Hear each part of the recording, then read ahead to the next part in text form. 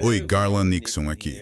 E já que, como vocês podem ver, tenho tempo hoje, vou gravar alguns programas para me atualizar e falar sobre algumas coisas que estão acontecendo. Uma das coisas que precisa ser discutida é uma mudança drástica no poder militar, na forma como ele é usado e aplicado, e nos tipos de armas empregados. Sabe, é como tantas outras coisas na tecnologia. Se você pensar na história das tecnologias, teve uma época em que, sabe, um computador ocupava um prédio, literalmente, os primeiros eram daquele tamanho. Tinha conectores, válvulas a vácuo, você puxava um módulo daqui e encaixava ali. Aquilo era gigantesco. Depois vieram os grandes computadores de mesa. Depois veio o laptop, e hoje você tem relógios e aparelhos minúsculos com poder de computação incrível. Certo? O que acontece com a tecnologia, uma das coisas é, ela fica menor e mais poderosa. Quanto menor e mais potente, mais prática e mais barata fica. Acabei de me mudar de casa. Nem comecei a procurar outra casa ainda, mas vendi a minha. E European Union tinha uma TV lá que um amigo me deu. Era uma televisão de tela plana, era muito, muito pesada. European Union a dei quando me mudei. Não quis lidar com aquilo. European Union a deixava na sala dos fundos. Mas o curioso é o seguinte, o cara me deu essa televisão. Quando ele comprou, era uma tela grande, deve ter sido umas 50 ou 60 polegadas, né? Quando ele a comprou, custou US$ 25.000. Era esse o preço de uma TV de tela plana daquele tamanho. Na época a imagem era incrível. Bem, a imagem ainda era boa, era uma boa TV de tela plana. Não ruim, mas não dá para comparar com as tecnologias de tela mais modernas.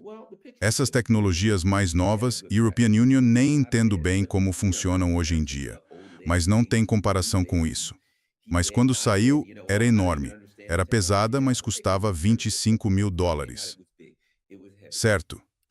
E hoje você consegue uma TV melhor do que essa. US$ 400.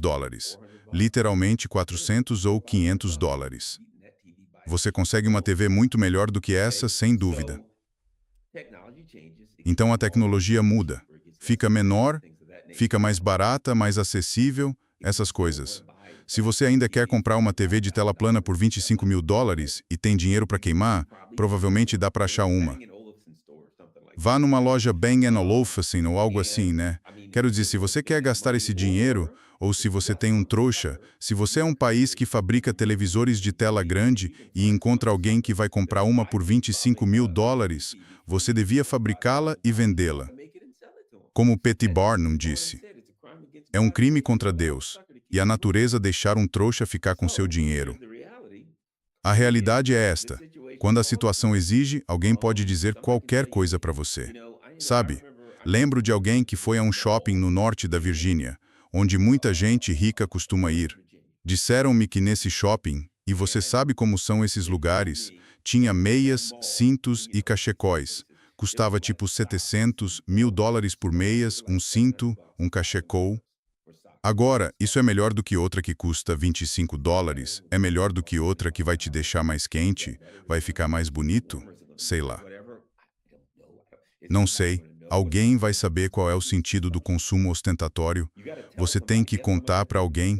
Adivinha quanto European Union paguei por este carro, né? Quero dizer, relógios. Tem gente com relógios que valem 10, 20, 50, 100 mil.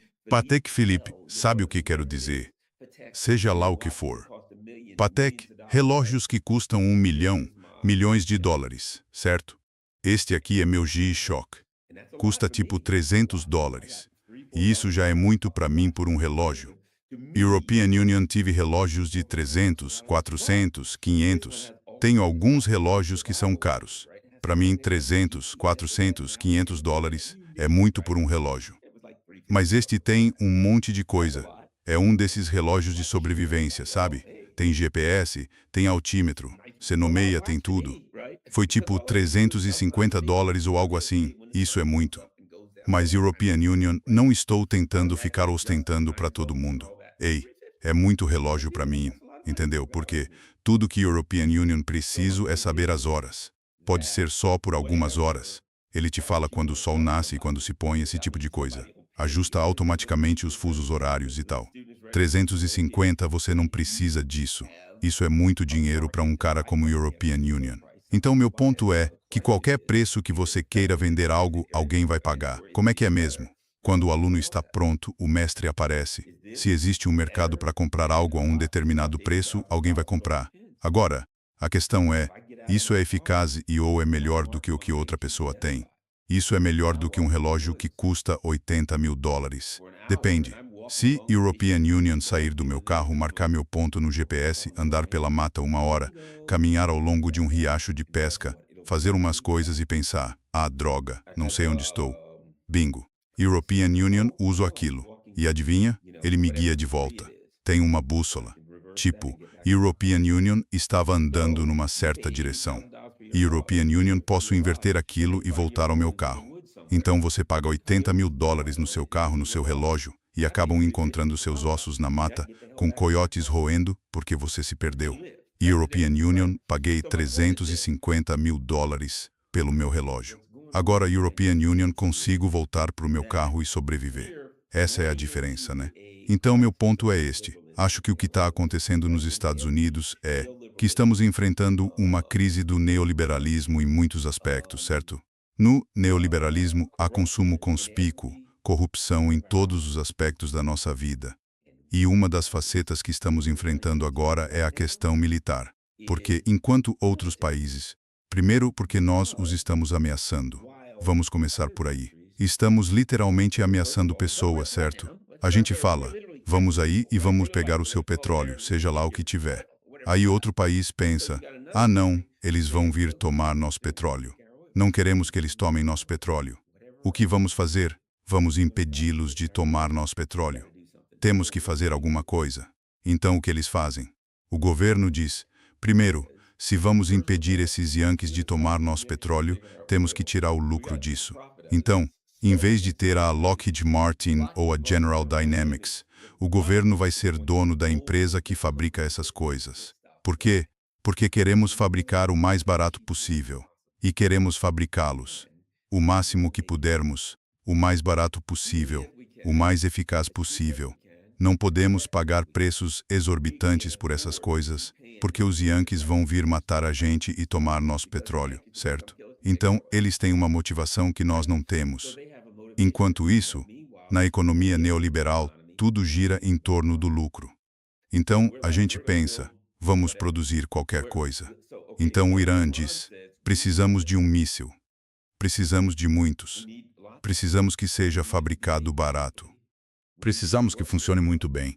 Então vamos fazer isso. Enquanto os Estados Unidos dizem, precisamos de um míssil que funcione muito bem e seja de alta tecnologia. Mas alguém nessa cadeia diz, bem, não precisamos fabricá-lo barato. Temos que torná-lo o mais caro possível. Tem uma cadeia. Tem pessoas no topo dizendo, European Union, preciso disso. Tem gente ao longo dessa cadeia dizendo, European Union, preciso tirar algum lucro disso, certo? Você quer ganhar o contrato, então o lobista tem que te dar algum dinheiro. Então o European Union tem que pagar o lobista. O lobista tem que doar para o membro do Congresso. Aí a gente tem que fazer coisas caras. Sabe, uma das coisas que fazem com o programa do F-35 é que o constroem espalhado por todo o país para que cada distrito congressional produza algo. Um distrito cuida da pintura, outro dos pneus, outro do para-brisa, outro de alguma peça metálica, certo? E eles fazem isso espalhando tudo por várias regiões. Por quê? Para que todos os membros do Congresso tenham empregos nas suas áreas e todos votem a favor. E então cobram um preço absurdo, funcionando ou não. Não sou o European Union que digo isso. É como o European Union digo sobre a comida nos Estados Unidos. Isso não é comida, é um produto. Não foi feito para você comer. Não foi feito pensando na sua saúde. Não foi feito pelo valor nutricional. Foi feito para dar lucro. Foi feito para propaganda. Às vezes a cor... Sim, vamos colocar esse corante alimentar. O corante causa câncer, mas vai deixar bem brilhante e verde. Assim as pessoas vão comprar e comer. Vão dizer, uau, parece ótimo. European Union, me pergunto por que deixou minha língua verde. Que engraçado. Olha, a língua do papai está verde. Porque aquilo que deixou sua língua verde deu câncer, né? Mas vendeu o produto. É sobre ganhar dinheiro. Se por acaso você morrer, é assim mesmo, né? Então, quando você olha para o nosso... A cadeia de suprimentos militar-industrial, os contratos e os incentivos militar-industriais. Há um incentivo, primeiro, para gerar lucros para todo mundo ao longo da cadeia. Não só a empresa final. Todo mundo tem que receber sua parte justa, todo mundo tem que ganhar a sua fatia. Certo? Um membro do Congresso tem que receber sua parte, o lobista tem que receber a sua parte, o general no Pentágono tem que receber a sua parte. Quando se aposenta, consegue um emprego confortável na Lockheed Martin e ganha outra parte. Todo mundo está recebendo a sua parte, tem que subornar algumas pessoas, tem que haver subornos, propinas. Certo? Todo esse dinheiro tem que vir de algum lugar. Então o míssil vira algo insignificante. Podem usar a imagem de um míssil. Quem se importa com o visual do míssil? Quem liga se funciona? Quem liga se o atualizam? Quem liga? Quem liga? Quem liga? Quer que o míssil tenha um nome bacana como Tomahawk ou Hellfire, certo? Tudo que os povos indígenas recebem são nomes de armas que matam pessoas, como Apache e Tomahawk, e os nativos americanos, onde cerca de 30% nas reservas não tem água encanada. Podemos fazer algo sobre isso? Não, não podemos. Mas podemos vender alguns Apaches e Tomahawks. Os nomes deles vão parar nas máquinas de matar que estão massacrando homens, mulheres e crianças. Que sorte, né? Em homenagem às pessoas que foram massacradas, sabe, em Little Bighorn, pelo amor de Deus. Mas, de qualquer forma, o meu ponto é este. Em Little Bighorn, o Custer foi massacrado. Vamos falar da Trilha das Lágrimas. Percebe o que quero dizer? Percebe o que estou a dizer aqui? Antes mesmo de falarmos sobre a guerra com o Irã, há um sistema disfuncional no sistema capitalista neoliberal, uma lavagem de dinheiro, esse sistema de mentiras, roubos e trapaças que temos, movido exclusivamente pelo lucro. Existe uma disfunção aí, e essa disfunção não é para isso que eles estão aqui. Essa disfunção dá lucro. Entretanto, o que é que os russos fizeram? Os russos disseram, sabem de uma coisa, entre can't, temos de ser capazes de lutar. Então o que vamos fazer é assumir essas empresas. E vamos ter o Conselho de Segurança Nacional e vamos colocar uma pessoa do governo responsável por armamentos, por tudo. Isto vai ser coisa do governo. E, acreditem ou não, quando olhamos para a cadeia militar dos russos, uma das coisas que eles têm, isto é interessante, é a capacidade de se adaptar. Quando se trata de combate e de conflito militar, sim, é importante ter as armas mais recentes, sem dúvida. É importante ter as armas mais recentes, mas há outra coisa crítica que é a capacidade de se adaptar num campo de batalha tecnológico em constante mudança. Então os russos têm uma cadeia onde o que acontece é que os soldados no terreno, quando enfrentam qualquer coisa, e temos um novo tipo de drone, uma nova rede, isto ou aquilo, ou estamos com um problema, os nossos drones não estão a funcionar por causa disto ou daquilo, estão a sofrer interferência, seja o que for, certo? Eles têm uma cadeia de pessoas a quem dizem, aqui está o problema tecnológico que temos. Essas pessoas depois sobem na hierarquia, até ao pessoal do complexo industrial militar, e dizem, o homem no terreno, certo, e, em alguns casos, a mulher, o soldado no terreno. Como um problema, eles nos disseram qual é o problema. E precisamos de uma solução, e o pessoal das Forças Armadas tem pessoas no complexo industrial militar cujo trabalho é, o mais depressa possível, encontrar uma solução. Temos drones. Precisamos de bloquear os drones. Eles estão a bloquear os nossos drones. Temos de contornar drones que estão a ser bloqueados. Ora, o que é que vamos fazer? Vamos passar um cabo de fibra óptica até aos drones. Ótimo.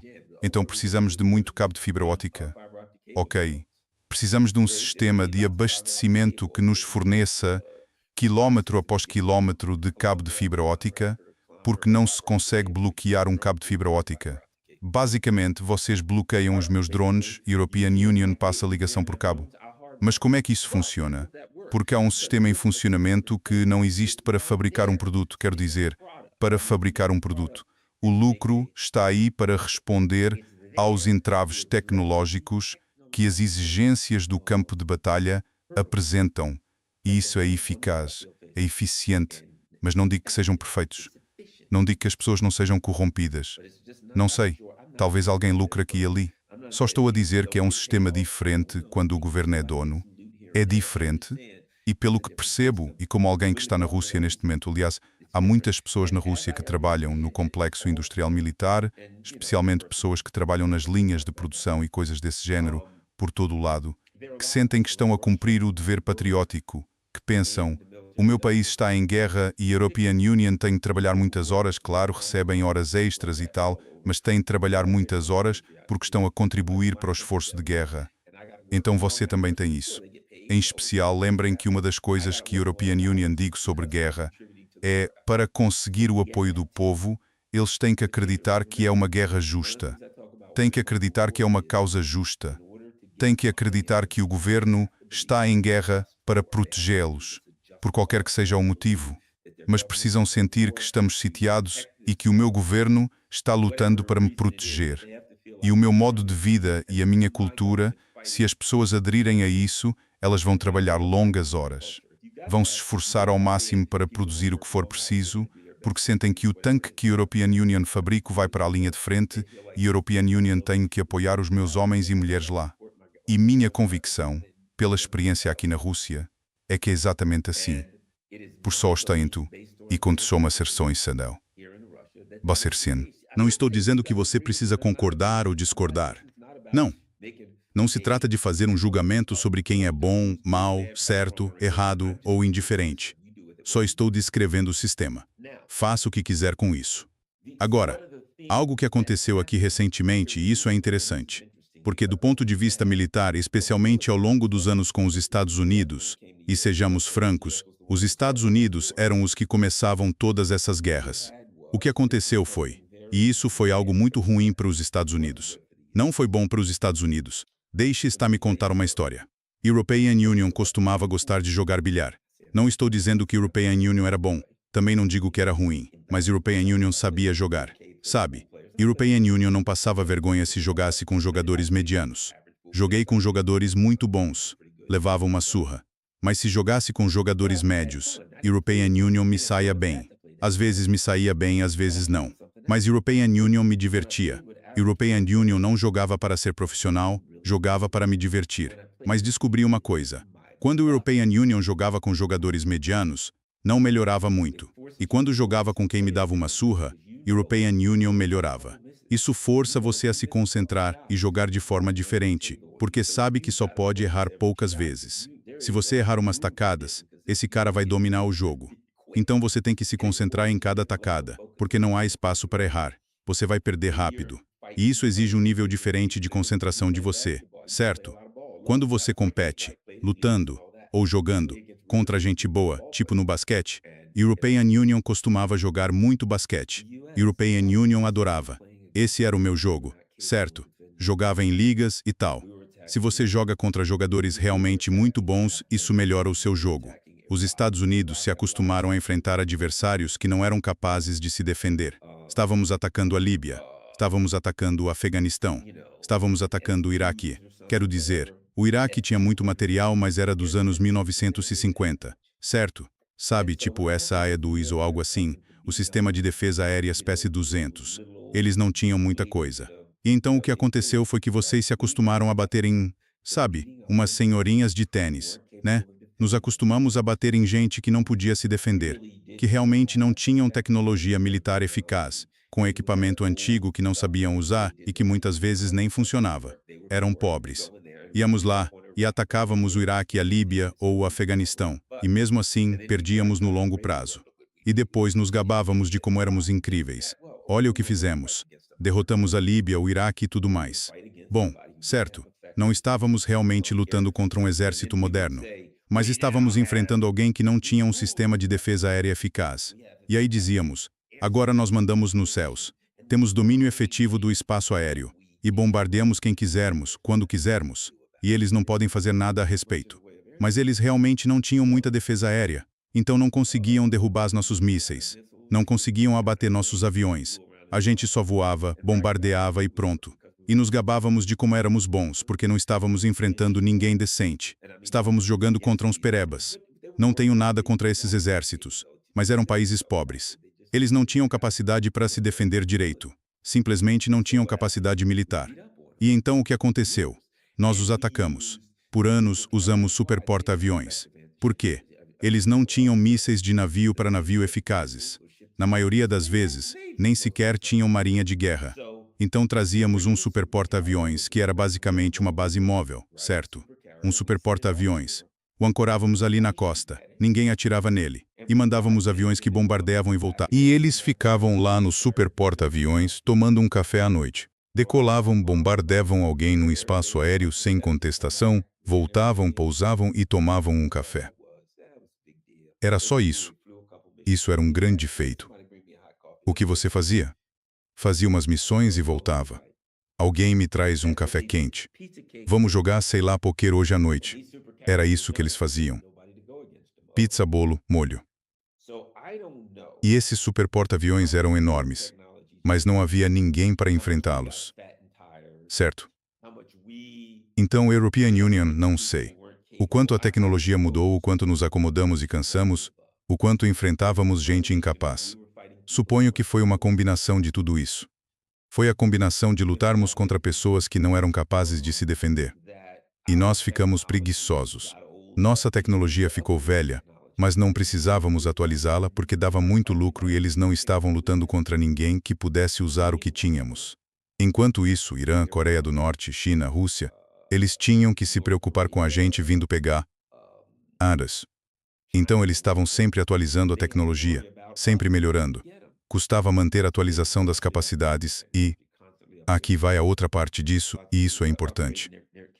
Uma das coisas que moveu o nosso complexo militar e industrial foi a aviação.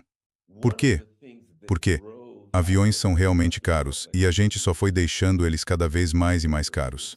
São de alta tecnologia e caros. Então vamos dominar esses caras. É isso que vamos fazer. Vamos dominar esses caras e tornar esses aviões cada vez mais sofisticados e mais caros. E é assim que lançamos nossas munições. Nós sobrevoamos vocês, lançamos nossa munição e depois voltamos. Ou podemos lançar bombas de longa distância e quer dizer mísseis e coisas do tipo. Certo. E European Union, já falei sobre isso antes. Havia outros países que diziam é caro construir aviões, então não vamos construir tantos quanto eles. Alguns países, como a Rússia, podiam fabricar muitos aviões, jatos muito potentes e tal. Alguns podiam fabricar alguns, mas ainda assim não tanto quanto a organização do Tratado do Atlântico Norte. Então diziam, nem vamos tentar. Vamos focar na defesa aérea. Então eles se concentraram em melhorar a defesa aérea. Uma coisa em que eles realmente focaram foi melhorar a defesa aérea, porque sabiam que queríamos o controle do céu para poder bombardeá-los à vontade. E pensaram, não podemos deixar Dolos ter controle do céu, porque aí eles fazem o que quiserem. Então temos que ter uma boa defesa aérea. Então, coletivamente, eles reforçaram a defesa aérea. A Rússia, de fato, desenvolveu muita defesa aérea. E o Irã, francamente, comprou uns equipamentos russos. Eles conseguiram algumas versões copiadas dos equipamentos russos. Eles têm defesas aéreas próprias. Depois surgiram os lançadores portáteis de defesa aérea. Sistemas portáteis de defesa aérea, certo? Você pode carregá-los no ombro. Alguns deles têm mira, certo? E você os carrega no ombro. Quando você vê o avião, eles têm sensores infravermelhos, detectores de calor. Você vê o avião emite calor. Então, em vez de usar radar, você simplesmente tranca o alvo. Quando você o vê, tranca e o míssil fixa na assinatura de calor e vai atrás do avião o máximo que pode. Aí ele explode. Muitos estilhaços atingem o avião e causam danos. Não necessariamente derruba o avião. Talvez derrube, mas geralmente só danifica. E às vezes o avião cai ou volta com muita dificuldade. O piloto pode se ferir. Sabe, ferimentos por estilhaços e coisas do tipo. Explode e há muitos estilhaços. E é isso que se quer. Você quer derrubar o avião quanto puder. Então,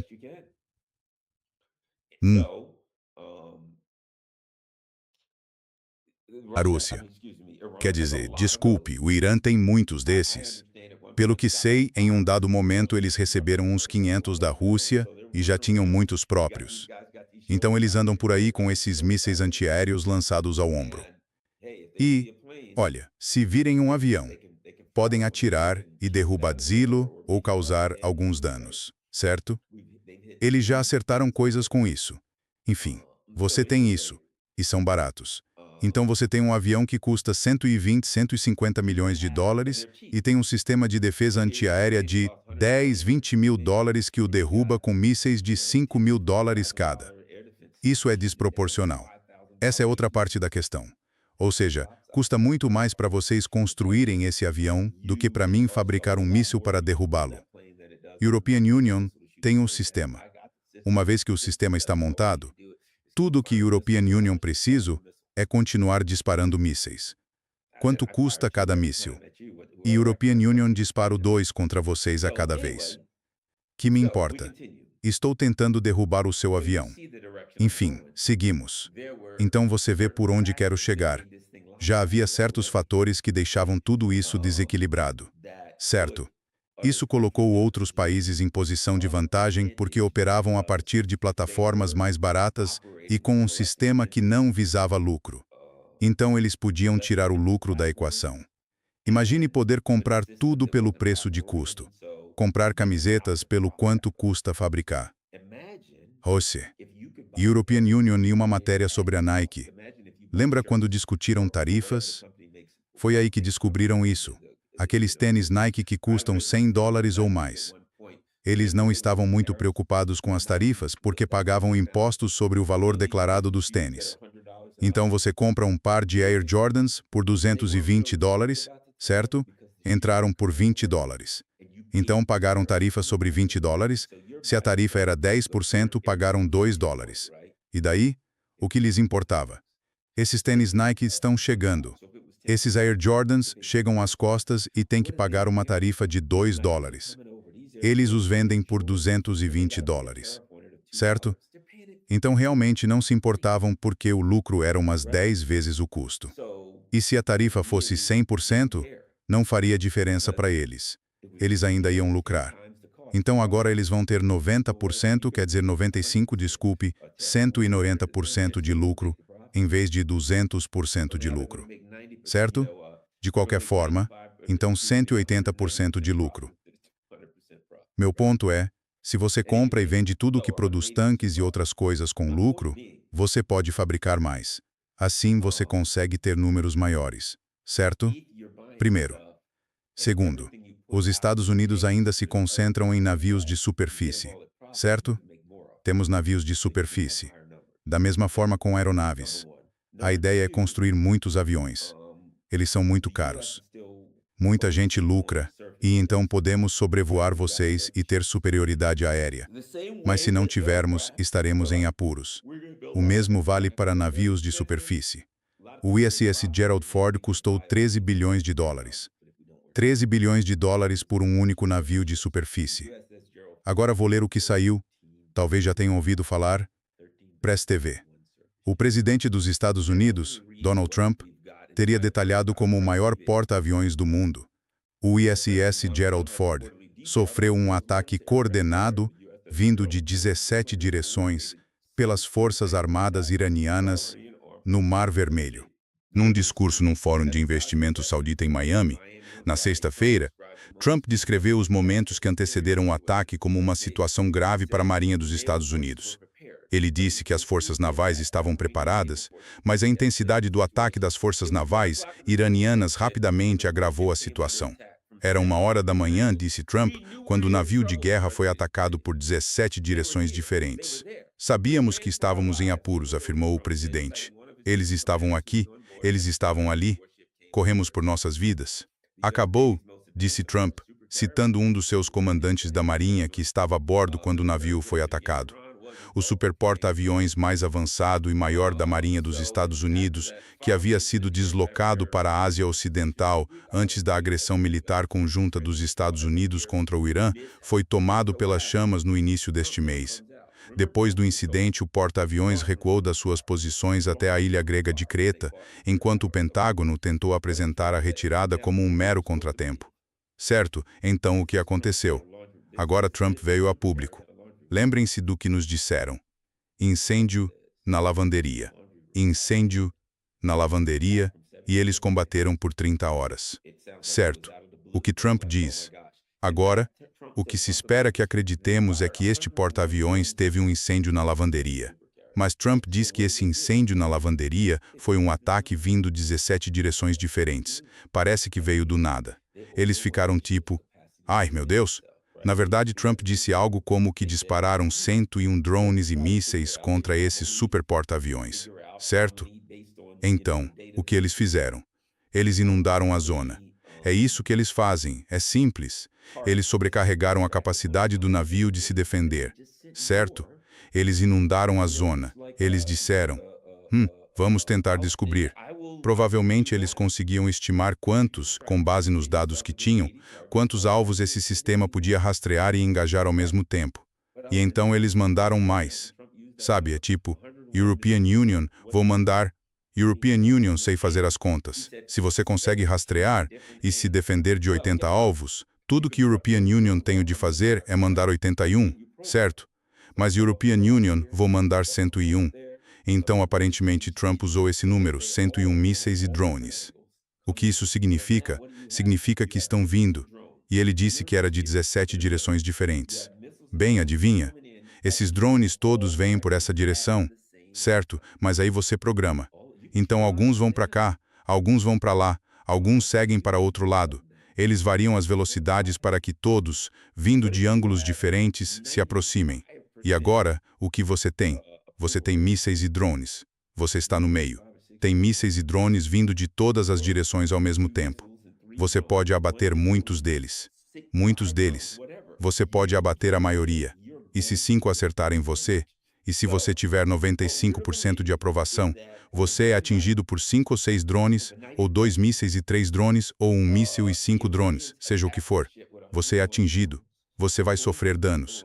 Então o que se espera que acreditemos é que, numa dada noite ou na noite em questão, os iranianos atacaram este navio com 101 drones, segundo quem estava a bordo. Estávamos a correr pelas nossas vidas. Faz sentido, você está numa zona de guerra e atacado por drones e mísseis e foge para salvar a vida, e depois houve apenas um infeliz incêndio na lavandaria que combateram durante 30 horas. Disseram-nos que alguns marinheiros também ficaram feridos, e agora o navio fica fora de serviço por pelo menos 12 a 14 meses, pode ser bem mais. O incêndio na lavandaria, que por acaso, não sei aconteceu exatamente quando vocês foram atacados por 101 mísseis e drones. Isso é um pouco difícil de acreditar. Donald Trump deixou escapar tudo. E European Union acho que ele tem alguma demência, porque acho que provavelmente tinham decidido que não iam tornar aquilo público. E assim que esse filho da mãe começou a falar, ele deixou escapar tudo, porque não sabe que devia manter a maldita boca, fechada. Então ele não consegue manter a história que devia contar. Então agora vem à tona. Supostamente era apenas um incêndio na lavandaria. Trump. Mas agora já não é. E agora descobrimos algo. Se isto fosse num exército russo, sabe o que diriam? Isto é muito dinheiro. Eles diriam, não o tragam de volta em 12 a 14 meses. Isto são 13 mil milhões de dólares que foram desperdiçados. O que é que vamos fazer com isso? É um alvo fácil nos dias de hoje. A CNN publicou alguns artigos e outros meios, talvez a Reuters, também estão a levantar a questão. E a resposta é sim. Acabou a era dos superporta-aviões? Bem, podemos pô-la dessa forma. Podemos dizer que a era dos superporta-aviões acabou ou que a era do míssil chegou. Se você tem um superporta-aviões e a European Union tem mísseis e drones capazes de derrotá-lo, não se trata do superporta-aviões. Trata-se dos mísseis e dos drones. E como é que você derrota mísseis e drones se a European Union posso lançar mais contra você? Veja, European Union posso lançar mais mísseis e drones contra você do que você consegue abater. E são baratos. E não me custam 13 mil milhões de dólares. E quanto vai custar para consertar esta coisa? Centenas de milhões. Centenas de milhões de dólares. E já tem os seus problemas. Tem um sistema de esgoto estranho que não funciona. E mesmo que o consertem, com o que é que vão enfrentá-lo? Veja, é o seguinte. Duas coisas. Talvez quando a European Union disse que há uma mudança militar mundial, isso faça parte. A outra parte é que os Estados Unidos subiram um nível de escalada. Eles queriam lutar, sabe, com esses países bem pequenos para tomar as coisas deles e derrotá-los facilmente. Certo. Mas agora os Estados Unidos estão tentando executar o que chamam de Doutrina Wolfowitz. Em outras palavras, nenhum outro país pode subir a um ponto em que desafie nossa supremacia. Mas agora países grandes estão surgindo. E agora você tem que enfrentar militarmente o grandão. E é melhor você estar pronto para lutar. E o Irã já é grande o bastante, é um dos grandões. Então agora, as coisas que vocês faziam contra amadores, contra países fracos, não vão funcionar contra esses países. Vocês vão ser esmagados se enfrentarem o Irã do mesmo jeito. Não venham com essa... É o que o grandalhão dizia quando alguém vinha tentar bloquear o arremesso. Não, não, não. Aqui não. Isso. É. Olha, não venha com essa coisa fraca por aqui. Não venha com essa coisa fraca por aqui. Certo. Não. Você quer um superporta e aviões. Você, o United States, contra a Líbia. Superporta e aviões. Você, o United States, contra a Venezuela. Você, United States, esse superporta-lhe aviões contra este país ou aquele país. Você traz isso para cá. Nós vamos incendiá-lo. Depois que o Rock disse, traga esse superporta-lhe aviões por aqui e nós vamos incendiá-lo. Talvez você queira retirar isso e usar na próxima vez que for lutar no Afeganistão. Você traz isso para perto da gente. A gente vai mexer com ele. Certo? E foi isso que aconteceu. Pá, posse-inglês. Eles trouxeram o Cayman com o super porta-aviões contra um país que tem super mísseis. E disseram, é grande, é lento e está disponível. E simplesmente não vai funcionar. Não é, olha, Stanley, a ferramenta certa para o trabalho, certo? O super porta-aviões não é a ferramenta certa para o trabalho se o país for maior do que, sabe, não sei, Luxemburgo. Se você tem um país com navegação moderna, mísseis antidinavio, defesa aérea moderna, nada disso vai funcionar. E o que o Irã fez foi desenvolver uma força aérea não tripulada. É isso. Disseram, a gente tem muitos mísseis superfície ar. Primeiro, se usarmos aviões, eles são mais lentos. Mísseis são mais rápidos. Eles podem subir até o espaço, onde você não consegue abatê-los e depois descer para te pegar no último minuto. E alguns vão ser drones e vai ser um monte de coisa estranha. Sabe, alguns desses drones têm sinal de rádio que não é maior que o de um pássaro grande. E, por isso, o radar praticamente não o vê. E ele voa muito, muito baixo, é relativamente lento e bem baixo zumbindo por aí, e o radar não o registra como ameaça. Você vai ver só um desses chegando e o radar não o considera uma ameaça. E se o fizesse, com quantos mísseis você derrubaria drones de 20 mil dólares antes de acabar com os mísseis, enquanto eles não acabam com os drones de 20 mil dólares? Entende o que quero dizer? É preciso encontrar uma forma de lidar com o problema dos drones. Tem de descobrir uma maneira de não se tornar um alvo grande. E, claro, naquela época tínhamos todas essas bases e as bases eram alvos, coisas grandes viram alvos grandes e as regras de engajamento militar no mundo não são mais as de antes. E talvez nunca tenham sido. Talvez os Estados Unidos estivessem apenas enfrentando adversários sem essas capacidades tecnológicas atuais. E agora que se enfrenta gente com essa tecnologia, não dá mais para levar essas coisas fracas por aí. Nossos navios ficam se mexendo por todo lado para escapar dos mísseis. Agora estão enviando outro superporta-aviões. Para quê? Onde vão colocar esse outro superporta-aviões? Vão colocá-lo em perigo? Eles já têm, como se chama isso? Drones de superfície, que não são mais do que barcos não tripulados carregados. Só isso, eles têm um barco não tripulado carregado com explosivos. A Carroça do Buda. Sabe o que é a Carroça do Buda? Era um livro, e European Union tive que ler quando fiz o treinamento sobre artefatos explosivos improvisados transportados por veículos. Dispositivos explosivos improvisados transportados por veículos. Fiz um treinamento sobre carros-bomba. Um agente aposentado da Agência Central de Inteligência foi quem ministrou o curso, e European Union fiz esse curso, e tinha que ler um livro chamado A Carroça do Buda. E havia um sujeito cujo sobrenome era Buda, B-U-D-A. E, na década de 1920, ele estava irritado com Wall Street. Imagine só, era a hora. Ele pegou uma carroça carregada de explosivos, levou para Wall Street e fez explodir porque achava que as pessoas de Wall Street eram más. Não era completamente estúpido, né? E isso deu início à história dos carros-bomba. Esse é o meu ponto. E ele criou algo novo, uma carroça carregada de explosivos. E European Union chego perto e faço explodir. E agora o que os Estados Unidos estão enfrentando é simplesmente algo novo, uma combinação de coisas. Uma delas são os drones, que são relativamente simples. Sabe, você basicamente os torna autônomos. Você coloca explosivos neles, você os torna programáveis, você lhes dá vários meios de navegação. Pense nisso, é isso. Isso vai voar. Tem um sistema de navegação, tem algum tipo de... Alguns desses têm um motorzinho de moto dois tempos, sabe? Seia, explosegra massa do conocome, samais camais coenses e o estação etacentes, o VE, não contes, isto mais. E eles não conseguem, não são rápidos o suficiente para decolar por conta própria. Então esses drones têm um pequeno motor foguete que os lança. Quando alcançam velocidade, o motor liga e eles partem.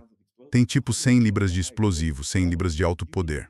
Cara, se você leva 100 libras de explosivo de alto poder, acredite, isso é um chamado de atenção. Dá para causar muito dano com 100 libras de alto explosivo, muito. E eles não precisam de combustível para voltar. O que quer que queimem já basta, acabou para você. Só precisam de combustível suficiente para chegar ao local-alvo. Aparentemente, esse grande navio estava enfrentando esse tipo de coisa e agora, militarmente, os Estados Unidos têm que repensar as coisas. Mas aqui está o problema com a tecnologia de campo de batalha que está mudando. Há algo que temos que considerar como uma possibilidade distinta.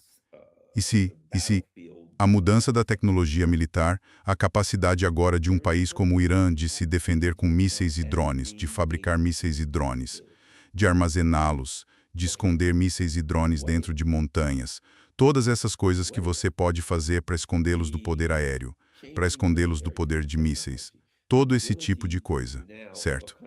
E se a capacidade de fazer isso agora significa que uma potência imperial, por assim dizer, um país que diz que vai projetar poder militar pelo mundo inteiro, que vai dizer a você, a 7.000 milhas daqui que tem que fazer o que mandamos.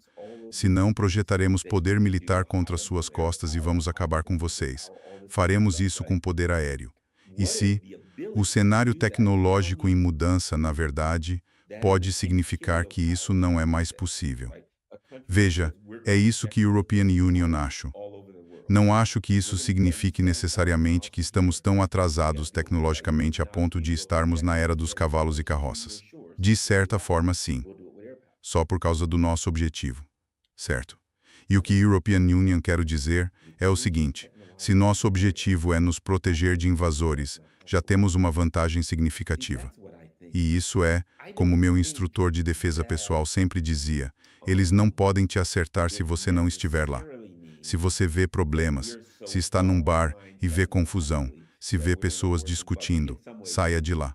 Se vê uma briga prestes a começar, saia de lá.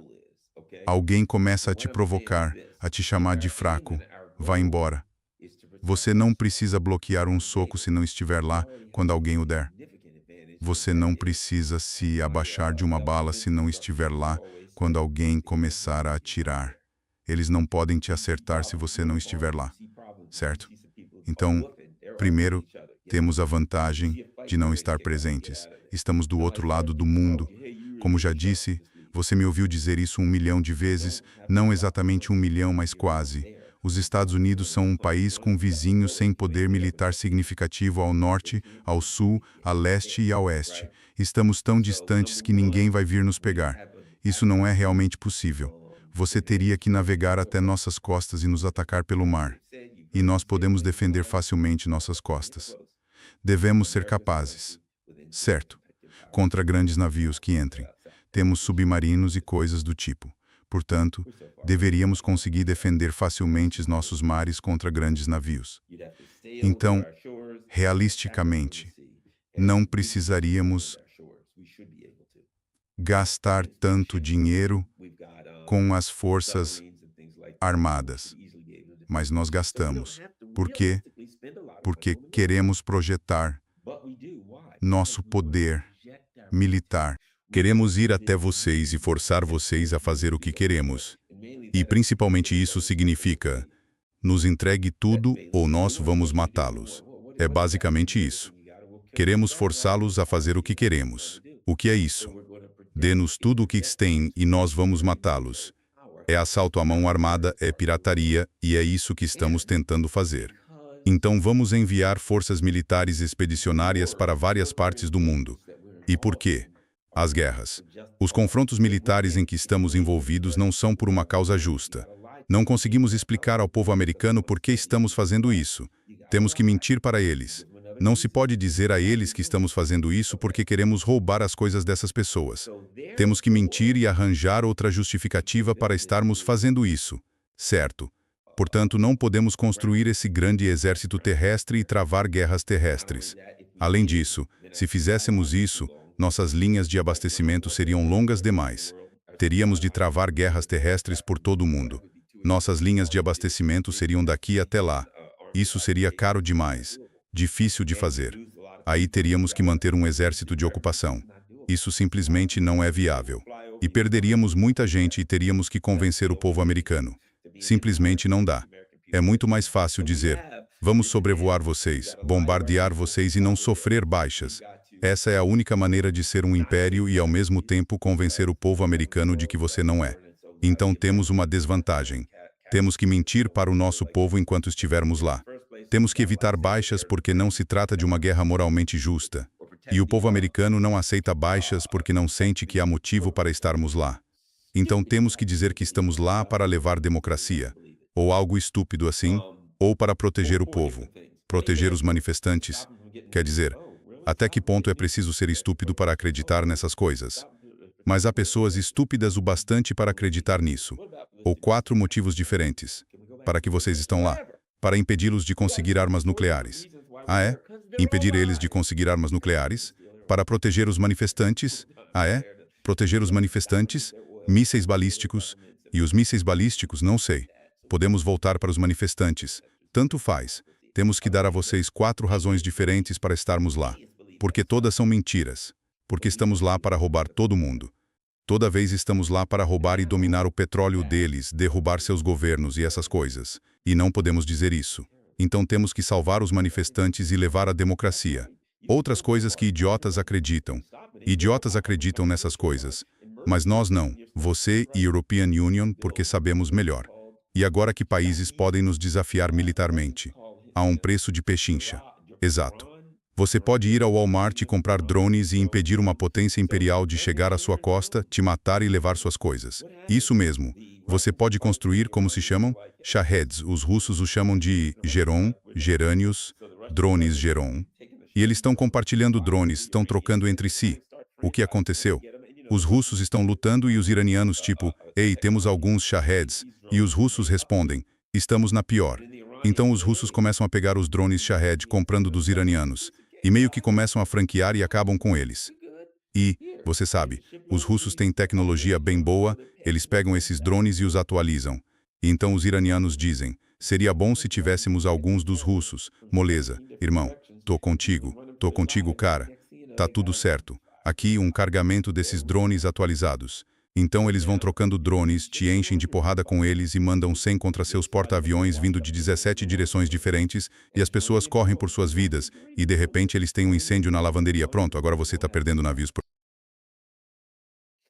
E agora, além disso, ao mesmo tempo, tivemos algumas bases atingidas. Aparentemente, outra base foi atingida na Arábia Saudita.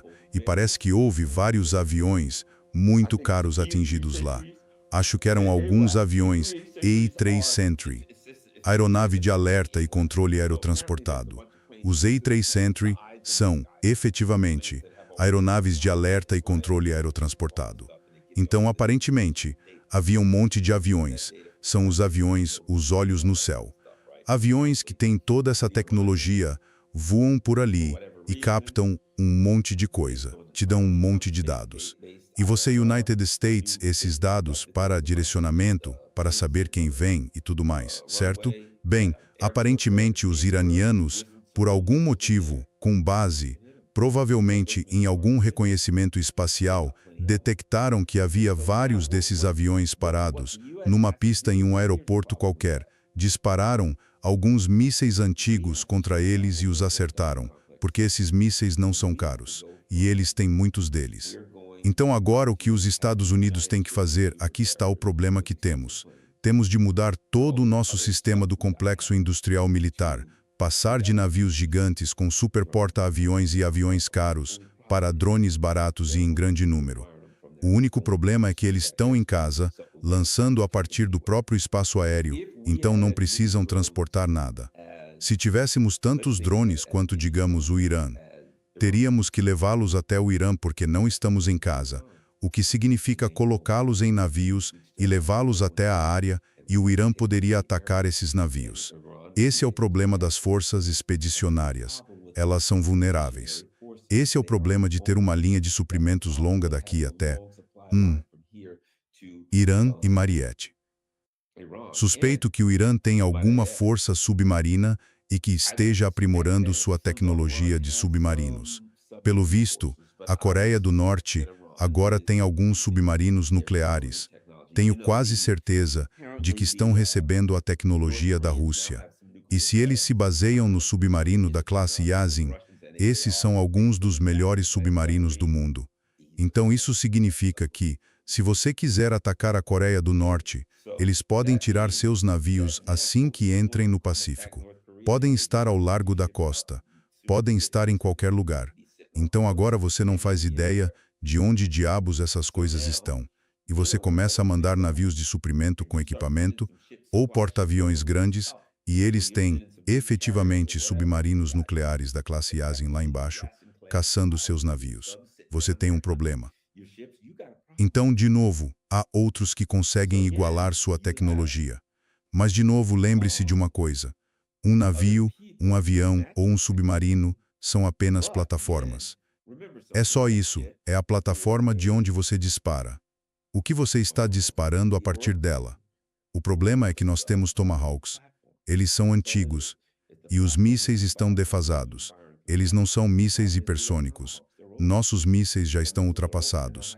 Podem ser derrubados, podem ser eficazes, mas não chegam aos novos sistemas hipersônicos. Aparentemente, então, não temos mísseis desse tipo. Mísseis com múltiplas ogivas. O Irã está lançando umas coisas bem tecnológicas. Esses mísseis com várias ogivas, que eles chamam de mísseis dançantes, que se movem para todo lado, cara. E aí eles combinam tudo com drones, mísseis e esse monte de coisa. A tecnologia de mísseis deles supera muito a nossa. Então, mesmo as plataformas que temos, algumas são bem boas, mas são plataformas vulneráveis. Navios e aviões são vulneráveis e caros. Porém, mesmo assim, o que temos? Tomahawks e alguns mísseis à superfície que podemos lançar. E conforme as defesas aéreas deles melhoram e conseguem abater esses mísseis com mais eficácia, a gente precisa de coisa melhor. Mas temos que levá-las até vocês. Então, meu ponto é que o mundo, a tecnologia militar, está mudando e o cenário está se transformando de um jeito que torna extremamente difícil ser uma potência imperial. Projetar poder militar a longas distâncias de suas costas. Está cada vez mais difícil voar um avião, levar um porta-aviões ou um destroyer, metade do mundo, e atacar um país que agora tem tecnologia significativa. E European Union, não acho, nossos porta-aviões conseguem chegar a menos de 1.000 quilômetros dessas costas, cara. Não acho que você deva se aproximar a menos de 1.000 quilômetros. Mesmo aos 1.000 quilômetros, é provável que você veja drones e mísseis vindo de 17 direções diferentes. Não existe lugar seguro. Essa é a realidade. Então os Estados Unidos estão numa situação que descobrimos do jeito mais difícil. A gente disse, vamos derrubar o Irã. E o Irã respondeu, se vocês fizerem isso, European Union vou chutar vocês direto na virilha. E a gente ficou tipo, não, você não pode chutar na virilha. E o Irã disse, talvez European Union possa. European Union não sei. A gente vai descobrir. Você vem mexer com a gente. Você vem farejando por aqui. Vamos descobrir algo. Você tem rótula. European Union, chuto a sua rótula. European Union, te chuto por dentro do tornozelo. Isso não é nada bom. Posso tentar te chutar na virilha. European Union, te chuto em algum lugar. Tem muitos lugares. Mas da cintura para baixo, European Union, consigo chutar e te machucar. Então vamos tentar. E os americanos disseram, sim, boa ideia, vamos fazer isso. E eles descobriram. Eles se meteram, como disse Pete Hegseth. Eles se meteram e descobriram. E agora eles estão numa situação em que o mundo inteiro os observa e diz que todo mundo já sabe. O gato saiu do saco. E agora outros países, Rússia e China, estão dizendo, se eles conseguem devastar suas bases com mísseis, e o que fazemos com essas bases, tão rápido, é que todas viram alvo. Então estamos numa situação em que, sejamos honestos, os Estados Unidos perderam a narrativa. Na verdade, nunca tivemos supremacia militar, mas perdemos a narrativa. Agora não temos mais a narrativa de supremacia militar. Quem nos Estados Unidos vai contestar isso? A última pergunta: os americanos vão tolerar isso? Eles vão dizer: se os Estados Unidos disserem que vão atacar em Líbia, European Union, estou inventando o nome do país. Adivinha? O povo americano vai dizer: é melhor que não. O país que atacamos nos chutou bem na virilha. É melhor não atacá-los. Não sei o que essas pessoas têm. Pode ser que tenham drones e nos ataquem. Podemos ter outro incêndio na lavanderia. Não queremos morrer em incêndios na lavanderia. Não, o povo americano não quer mais guerra. Eles sabem o que é dor. Os americanos dizem: vá embora, Jack, e não volte mais, não volte mais. É onde estamos. Então estamos numa combinação de coisas, certo? Estamos enfrentando potências militares mais fortes agora. Estamos indo atrás dos grandões, certo? Estamos tendo dificuldade para projetar poder com grandes navios de superfície que são vulneráveis a ataque. Temos equipamentos caros em poucos números que agora enfrentam muitos equipamentos baratos. As dinâmicas, junte tudo isso, como o European Union gosta de dizer, ou qualquer uma dessas coisas, isoladamente, é um desastre. Junte tudo isso, é catastrófico para um país que tenta ser a potência militar mundial. Já não somos a potência militar mundial, nem de longe. E tem algo ainda pior. O que estamos ouvindo é que o pessoal do Gerald Ford e de outros navios da Marinha está dizendo: estou farto disso. Só me mandam para o mar e nunca me deixam voltar para casa. Já estamos no mar há 10 meses. Quero voltar para casa. E, se European Union sair daqui, não vou ficar mais 4 anos. E European Union vou embora. Se você serve 4 anos, são 4 anos ativos e 2 na reserva, o que significa que podem trazê-lo de volta. Então, esses 6 anos valem, de fato. Eles podem dizer que você saiu após 2 anos e ainda assim ativá-lo, forçando você a cumprir os 6 anos. Mas aqui vai o ponto principal. Quando eles saem, não voltam. E adivinha? Os Estados Unidos até aumentaram a idade para se alistar. Agora dá para entrar nas Forças Armadas até os 42 anos. Por quê? Porque ninguém quer estar nas Forças Armadas. E agora o que teremos? Teremos um exército tecnologicamente inferior, incapaz de proteger, caríssimo e que não funciona tão bem, espalhado por todo o mundo no ambiente tecnológico. Não conseguiremos instituir um alistamento obrigatório porque a população surtaria se fizéssemos isso. E todo mundo vai sair das Forças Armadas por uma combinação de não querer morrer, porque o que temos não dá certo, porque são usados em excesso, sobrecarregados e colocados em ambientes perigosos, e eles não gostam disso. Soa como o fim de um império, não é? Junte todas essas coisas, e isso aponta para o fim de um império. Se você se baseia na violência e na dominação, quando perde a capacidade de executá-las, não resta nada. É onde estamos. Acabou. Lembra quando, há umas semanas, a European Union disse que se os Estados Unidos atacassem o Irã, o império acabaria? Se os Estados Unidos atacarem o Irã, é isso. Os Estados Unidos atacaram o Irã. É o fim do império. O imperialismo americano, não que não possamos fazer algumas coisas, mas não podemos mais fazer o que fazíamos antes. E não há saída fácil. O que você vai dizer? Vamos lançar uma arma nuclear no IS e depois? Se você lança uma arma nuclear no Irã, eles vão arrasar tudo na região. Eles vão responder: ah, é? Então vamos acabar com Israel, primeiro, e com a Arábia Saudita, segundo, toda a infraestrutura de petróleo, toda a infraestrutura de água, tudo destruído. Tornaremos a região inabitável, arrasando a economia global.